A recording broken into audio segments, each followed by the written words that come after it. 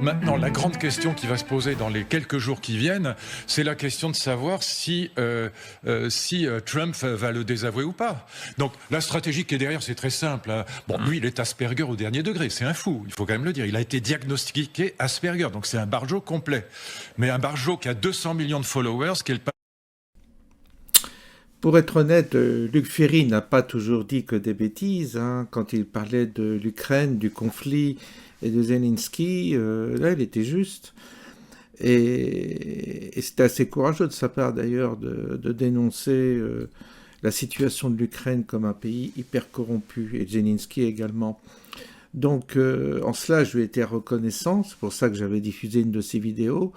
Mais là, il s'attaque avec toute la meute à Elon Musk, son soutien à l'AfD en Allemagne, et là il dérape totalement. Il parle des Asperger, c'est complètement fou parce que Elon Musk l'a révélé lui-même, ce qui est courageux, et puis ça permet de réhabiliter, si vous voulez, une différence. Moi, je n'appelle pas ça une maladie, j'appelle une différence, comme beaucoup de gens il y a des degrés, et il y a des différences dans les autismes.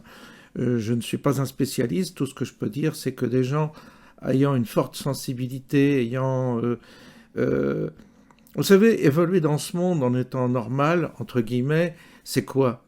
Donc, je trouve complètement inconscient de sortir une telle horreur. Luc Ferry, et en parlant et en stigmatisant les Asperger, commet une lourde faute, parce que il y a des Asperger qui ont réussi et qui ont été même des gens absolument géniaux.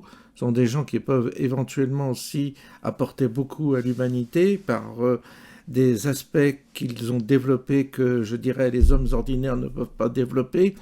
On le voit, Elon Musk, effectivement, il a un comportement parfois étonnant, il a des gestes parfois saccadés, on le voit, on voit qu'il est différent sur scène, mais est-ce qu'on ne doit pas non plus accepter ce type de différence, puisqu'on accepte toutes les différences ethniques aujourd'hui en faisant la promotion justement de la mixité?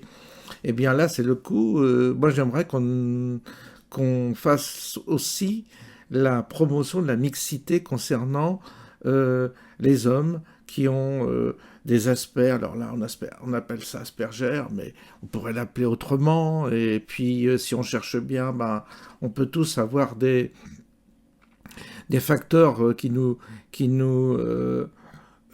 rendent aux yeux des autres psychologiquement déséquilibrés ou ayant des anomalies psychologiques. Oui, c'est possible, mais je ne pense pas que la normalité absolue existe. Je pense que chez certains, il y a des facteurs qui font qu'ils expriment leurs sentiments, leurs émotions, et ils s'expriment autrement. Et c'est tout à fait honorable, je trouve, en tous les cas, d'être extrêmement tolérant par rapport à tous les types de handicap. Je n'aime pas du tout ce type de propos, vraiment pas. Ça, c'est une forme de racisme terrifiant, et j'espère que pour cela il sera condamné, parce que pour le coup, on peut dire que ce type de propos est vraiment une forme de racisme vis-à-vis d'un... Je n'appelle pas ça d'handicap, d'un aspect différent, de quelqu'un qui est différent, qui s'est développé différemment et qui doit être autant écouté et respecté que de ce qu'on appelle la norme.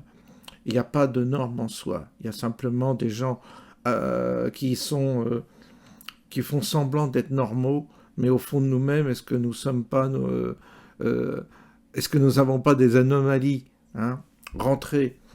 Et donc, non, ça c'est inadmissible, totalement inadmissible ce qu'il vient de dire.